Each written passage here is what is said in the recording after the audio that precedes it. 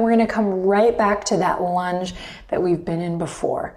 Nice low lunge, amazing. Inhale, look forward. Exhale, step as many times as you need to. Back foot up to meet the front.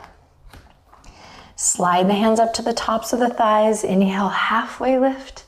And exhale to let it all go. Hands come to the waist.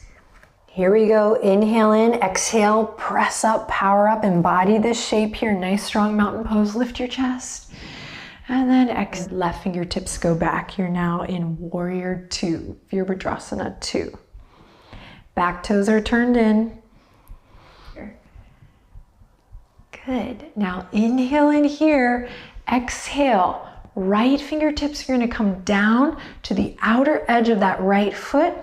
We're gonna pivot on the back foot and then just notice where your spine is at here. So maybe leaning forward, we're gonna slowly begin to create more awareness in the spine, wanting the shoulders and the hips to feel like they're stacked